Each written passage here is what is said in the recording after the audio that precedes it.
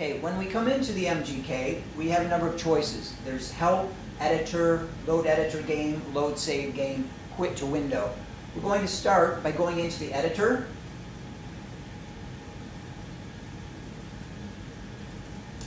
Computer's a little slow. Okay, what we're looking at is an overhead view of a world. And I'm just going to jump right in and start building something. So I'm going to the blue tab, which is the model editor. I click on the model editor, and I'm going to click on landscape.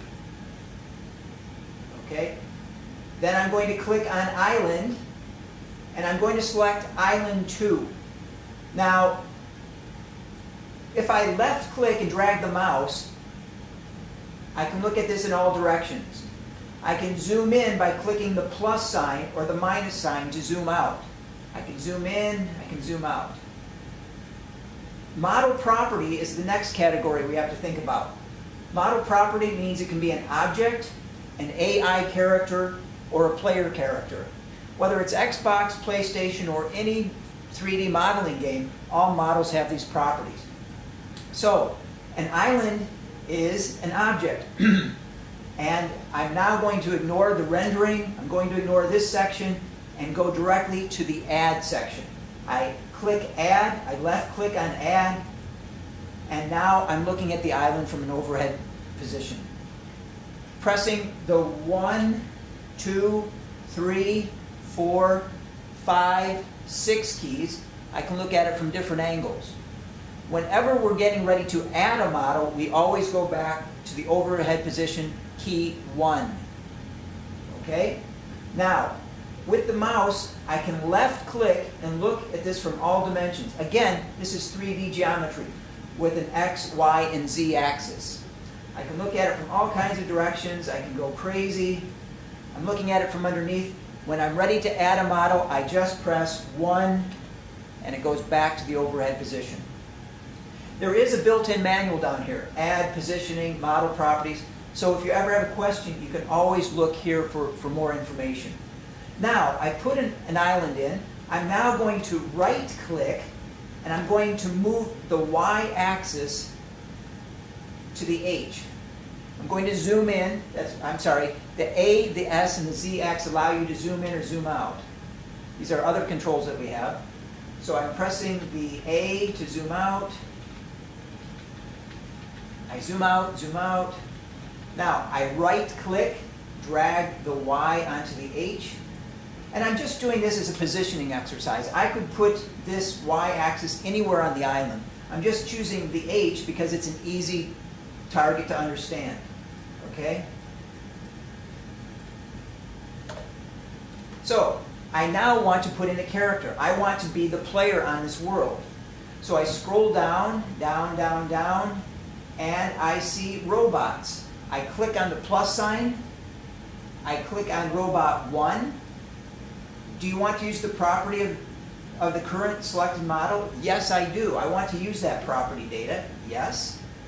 Now, same question as before. I could put this robot in as an object, and he will stand there all day. I could put this robot in with AI, the second choice, and it would walk around. It would walk around until it bumped into something, and then it would walk away. It's a very basic AI. It's not very clever. It just bumps into something and learns from it that way. But I want this to be me, so I click Player. And again, I go directly to the bottom and add. Now, modify the selected model. Second line says, press No to add as a new model. And that's what I'm doing. I'm adding a new model, so I press No. And there is my model. Again, 1, 2, 3, 4, 5, 6. I can zoom in, I can zoom out, I can do all kinds of things.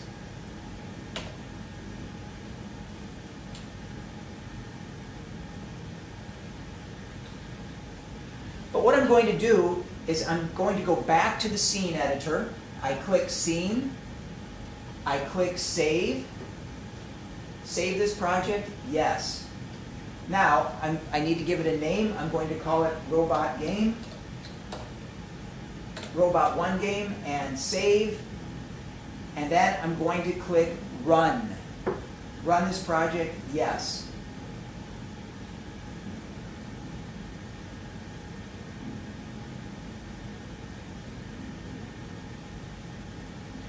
And now, by using the arrow keys, I can move forward, I can walk around inside of the world I've just made. Now, that was maybe 1 minute to do. I can repeat this process again and again. I could be a dinosaur. I could be another robot. I could be an animal. I could be any player that I wanted to be. When I want to put in more characters, I press Escape, and I go back to the editor,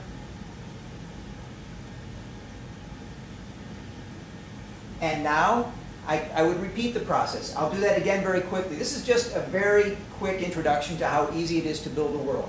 So, I now need to move the y-axis. Why? Because if I don't move the y-axis and I add, well, let me slow down. Let me put in a creature. I'm going to put in a tiger, and I'm going to put this in as AI. You can only have one player per game.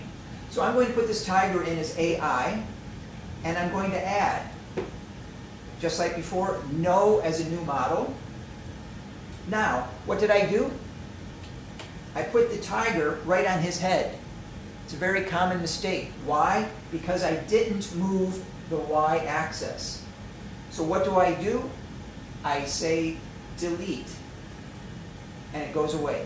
Now, just like before, I right-click, and I move the y-axis to wherever I want. I could put the tiger in the water if I wanted. With a little practice, I could even put the tiger in the air or at the bottom of the sea. So I'll just put him here, and I'm putting him in as AI. Just to show you, I'll put one tiger in as AI, and I'll put another tiger in.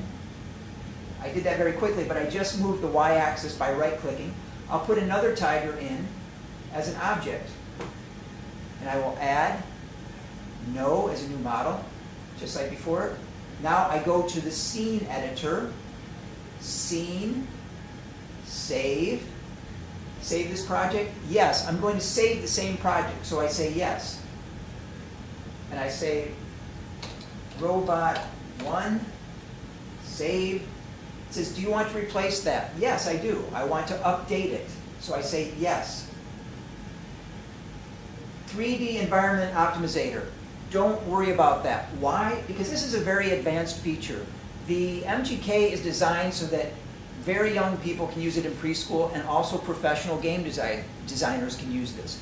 Professional game designers will modify the optimizer to make a more beautiful picture or to make it easier for the computer to run this. We don't need to worry about that. And so we just say skip.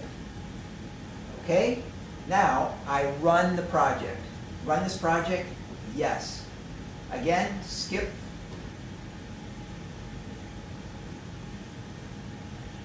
I do the magic drum roll. Actually, the loading time depends on the speed of your PC. Okay, so here we see the tiger moving by himself. That's the tiger with AI. And I'm going to walk over here, and this tiger is an object. It's the same model, but the computer is treating this one like an object and letting this one experience some AI. These are life count bars, and in another video I'll show you how to get rid of them. But this is how we make basic worlds, basic 3D worlds. Okay?